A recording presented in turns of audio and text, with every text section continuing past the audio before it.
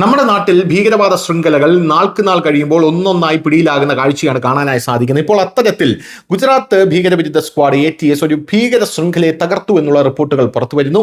ദേശവിരുദ്ധ പ്രവർത്തനങ്ങൾ നടത്തിയിരുന്ന 5 ഭീകരരെ കൂടി സംസ്ഥാനത്ത് അറസ്റ്റ് ചെയ്തിരിക്കുന്നു എന്നാണ് പുറത്തുവരുന്ന റിപ്പോർട്ടുകൾ. നേരത്തെ ജൂലൈ 2-ന് 8 ഭീകരരെ അറസ്റ്റ് ചെയ്തിരുന്നു. ഈ കേസിന്റെ ആഴത്തിലുള്ള അന്വേഷണത്തിൽ ഗുജറാത്ത്, രാജസ്ഥാൻ എന്നിവിടങ്ങളിൽ നിന്ന് ചോദ്യം ചെയ്യലിനായി കൊണ്ടുവന്ന സാക്ഷികളുടെയും മുമ്പ് അറസ്റ്റിലായ പ്രതികളുടെയും കുറ്റസമ്മത മൊഴികളുടെ അടിസ്ഥാനത്തിൽ 5 പേരുടെ കൂടി പങ്കാളിത്തം വെളിപ്പെട്ടു.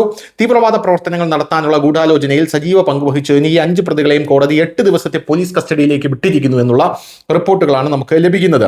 ലഭിച്ച വിവരങ്ങൾ അനുസരിച്ച് അറസ്റ്റിലായ പ്രതിയെ വിശദമായി ചോദ്യം ചെയ്തപ്പോൾ അതിൽ നിന്ന് വളരെ ഞെട്ടിപ്പിക്കുന്ന വെളിപ്പെടുത്തലുകളാണ് പുറത്തു വന്നിട്ടുള്ളത്. 2023 മുതൽ ഈ തീവ്രവാദികൾ ബോംബ് നിർമ്മാണത്തിലും IED ഡിറ്റനേറ്ററുകളും ഓൺലൈൻ പരിശീലനം നൽകി വരികയായിരുന്നു. ഇതിനായി ഓൺലൈൻ ഷോപ്പിംഗ് പ്ലാറ്റ്ഫോമുകളിൽ നിന്നും പ്രാദേശിക വിപണികളിൽ നിന്നും അവർ തോക്കുപൊടി നിർമ്മിക്കുന്നതിനുള്ള അസംസ്കൃത വസ്തുക്കൾ വാങ്ങിയിരുന്നു. ഇത് മാത്രമല്ല 2026 ഫെബ്രുവരി ആയപ്പോഴേക്കും വിവിധ വിജനമായ സ്ഥലങ്ങളിൽ സ്ഫോടക വസ്തു ടൈമർ മെക്കാനിസം ഉപയോഗിച്ച് IED സ്ഫോടനം 8 തവണ ഇവർ വിജയകരമായി പരീക്ഷിച്ചു എന്നാണ് നമുക്ക് മനസ്സിലാക്കാൻ സാധിക്കുന്നത്. ഗുജറാത്ത് ATS നടത്തിയ അന്വേഷണത്തിൽ IED നിർമ്മാണ സാമഗ്രികൾക്ക് പുറമെ തീവ്രവാദ പ്രവർത്തനങ്ങൾ നടത്തുന്നതിനായി ശേഖരിച്ച 1,30,000 രൂപയുടെ ഫണ്ട്, ജെയ്ഷെ മുഹമ്മദ് പതാക, തീവ്രവാദ പുസ്തകങ്ങൾ, ഭീകരർ മസൂദ് അസറിന്റെ അഖീല മുജാഹിദ് ജിഹാദ് കൈസെ റഹെ പോലുള്ള സാഹിത്യങ്ങൾ എന്നിവ ഈ പ്രതികളിൽ നിന്ന് കണ്ടെടുത്തിട്ടുണ്ട്. ബിലാൽ ഷേറ, മുഹമ്മദ് അയ്യൂബ് കഡിവാൾ, മുഹമ്മദ് അയ്യൂബ് സുൻസാറ, മുഹമ്മദ് സഫി മുഫ്തി, മുഹമ്മദ് ഹസൻ കരാഡിയ എന്നിവരാണ് പിടിയിലായിരിക്കുന്നത്.